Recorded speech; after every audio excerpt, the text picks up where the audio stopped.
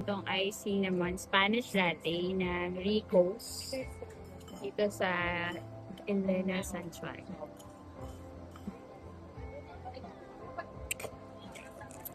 Coffee strong. May lasa naman siya. Sarap.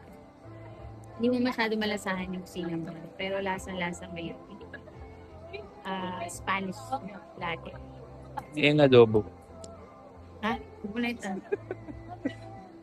Try natin is yung ice cafe chocolate. This is originally my order. Kaya lang, ito yung gusto ng asawa ko. Pero ayaw niya ng cinnamon. So ako na lang yung nag-sacrifice. Wow. Tikman natin. Buti na lang, ito na lang yung order niya. Nagagawan din natin yung review.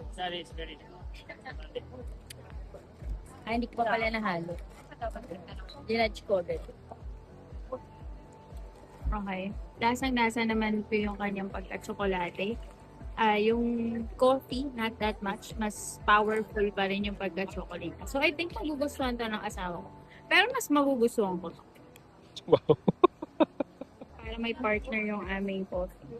Mag-order din tayo ng Filipino basket bread. So, unfortunately, ito lang yung pastry na available. So, dito merong mini Spanish bread. Oh, lito. Tapos, naroon ding mini, I don't know what this is. Ito pala mini croissant, mini Spanish bread. And then, meron din tayong mini donut na parang pandesal effect.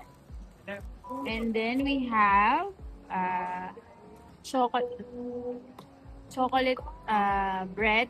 Hindi ko alam kung may pagka, para siyang Ikaw. pandi coco, pero chocolate yung nasa laman niya. Tingnan natin yung midsection. And, pandi coco nga siya.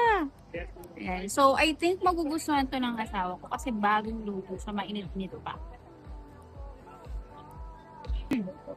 Pandi coco nga to. Bagong luto, mainit.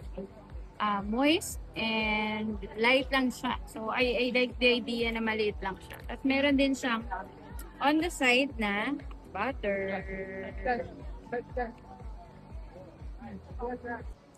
Okay, so we'll enjoy your food.